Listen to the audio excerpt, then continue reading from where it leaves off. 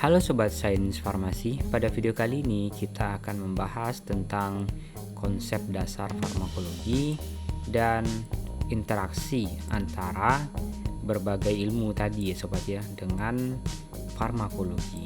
Jadi ini adalah merupakan konsep video kita kali ini, jadi nggak usah panjang-panjang gitu ya Sobat Sains. Oke, kita lanjut ke slide berikutnya. Nah, jadi ini tentang konsep farmakologi. Jadi di sini kita kembali lagi membahas tentang pengertiannya tadi ya Sobat Sains.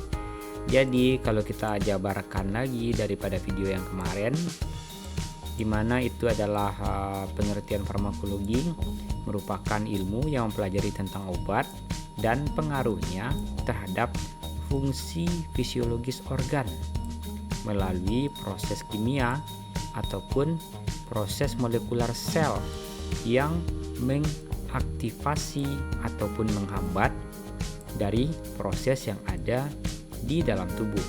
Jadi memang ini adalah keseluruhan proses rangkaian daripada bagaimana obat itu bisa bermanfaat bagi tubuh, di mana obat yang dimaksud adalah merupakan bahan aktif ataupun molekul aktif yang terdiri daripada zat kimia, biasanya tunggal gitu ya Sobat Sains, yang dapat membawa perubahan dalam proses fisiologis pada tubuh manusia, yang digunakan untuk mengobati, mengurangi sakit tentunya ya Sobat Sains, mencegah penyakit, dan juga digunakan untuk mendiagnosa penyakit tersebut.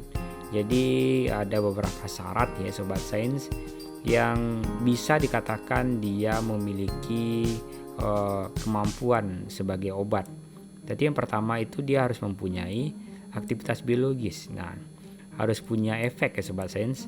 Ya, jadi dia harus punya efek. Nah, efek yang dimaksud tadi ada berapa juga Sobat Sains. Mungkin ada efek yang diinginkan, atau yang kita biasa sebut dengan indikasi. Nah, IND, saya singkat aja dengan IND di sini Sobat Sains. Lalu berikutnya adalah tentang efek samping. Nah, SO, nah OE, efek samping obat. ISO ya, efek samping obat. Jadi di sini adalah efek yang diinginkan, sementara yang ini adalah efek yang tidak diinginkan. Tentunya dia harus memiliki aktivitas dulu. Nah, itu adalah syarat yang pertama. Nah, yang kedua dia harus aman. Tentunya aman di sini sudah melewati yang namanya tahapan uji klinis ya. Uji klinis. Nah, fase 1 sampai dengan fase 3 tentunya gitu ya. Setelah itu barulah bisa obat dirilis dan barulah bisa dilakukan post marketing trial. Tentunya kalau untuk yang ini kita akan bahas di video tersendiri pula nantinya. Saya janji akan bikinkan videonya. Dan yang ketiga adalah dia mempunyai karakteristik seperti dosis ya. Nah, sifat fisika kimia, parameter farmakokinetik dan lain-lain. Yang paling penting di sini yang dilihat adalah dia harus punya dosis. Nah, jadi dia harus punya takaran agar bisa dikatakan sebagai obat. Nah, bagaimana kalau dia tidak memiliki takaran? Tentunya untuk pencarian dosis ini harus dilakukan nih Sobat Sains, harus dilakukan yang namanya beberapa riset. Nah, beberapa riset pada hewan percobaan tentunya untuk uji preklinis ya. Nah, saya tulis di sini aja. Preklinis.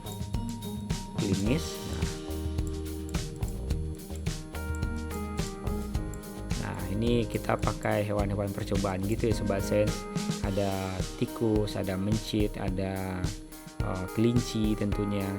Setelah lolos itu barulah kita uji klinik. Nah, uji klinik. Nah, atau uji klinis misalnya ya Sobat Sains. Mungkin sebagian daripada kita sudah pernah tahu juga sekarang. Oke, setelah itu barulah bisa itu dikatakan sebagai obat. Nah, jadi nggak main-main pula syaratnya agar bisa dikategorikan sebagai obat gitu ya Sobat Sains. Jadi ada beberapa tahapan dia bisa dikatakan sebagai obat. Jadi dirangkum kembali, konsep pada dasar farmakologi tadi adalah kita wajib memahami pengertiannya tadi. Nah, jangan sampai nggak tahu ya Sobat Sains, ini apa yang dimaksud dengan farmakologi. Nah, ini pertanyaan kompre yang paling sangat sederhana dan sangat menjebak sekali ya Sobat Sains. Ya, jangan sampailah pokoknya nggak tahu pengertian ini. Berikutnya, pengertian obat ini juga wajib tahu tentunya. Oke, karena ini merupakan ilmu yang sangat dasar sekali. Oke, berikutnya kita akan membahas tentang interaksi ilmiah dengan berbagai ilmu yang ada di farmakologi tadi. Nah, interaksinya bagaimana? Nah, interaksi antara ilmu farmakologi dengan ilmu lainnya. Bisa dilihat di sini, ini saya taruh ya sobat ya. Farmakologinya itu adalah sebagai pusat keilmuan yang ada di kefarmasian tentunya di sini.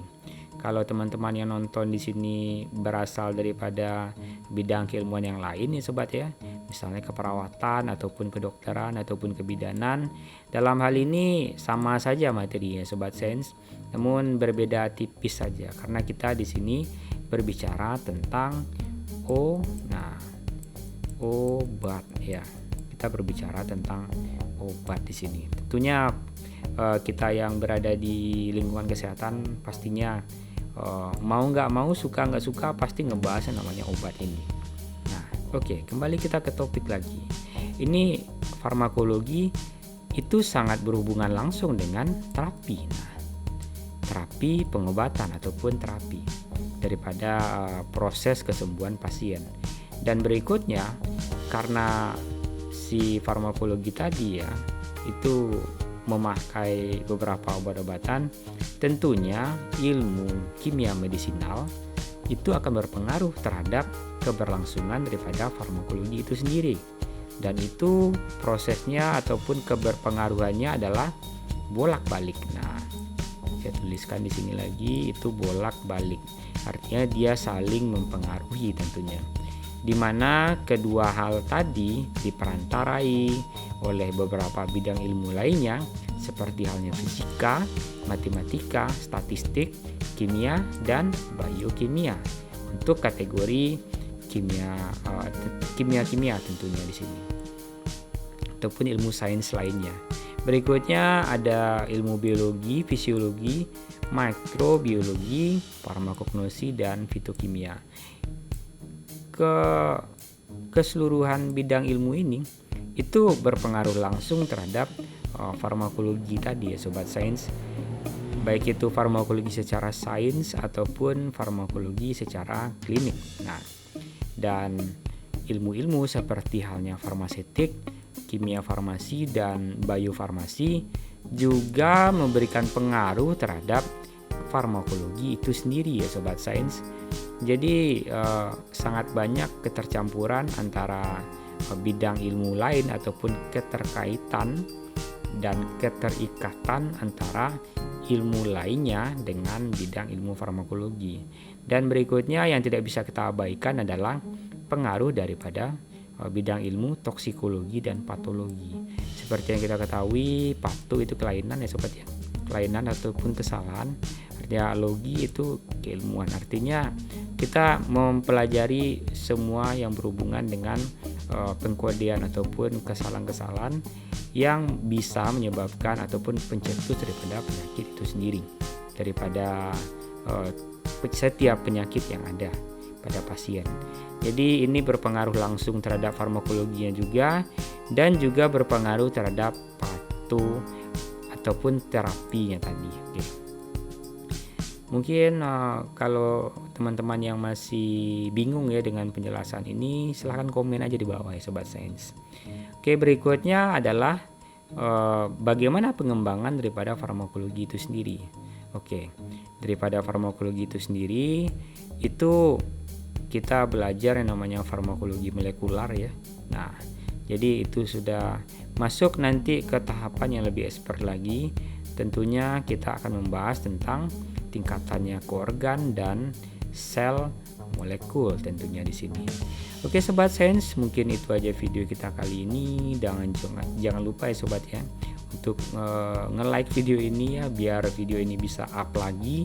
Dan bagi kamu yang masih bingung ataupun bertanya, jangan ragu untuk tinggalkan komentar kamu berupa pertanyaan ataupun masukan untuk channel ini kalau bisa. Dan kami tunggu kritik dan sarannya untuk perkembangan channel ini ke depannya. Oke sobat sains, sampai jumpa di video selanjutnya.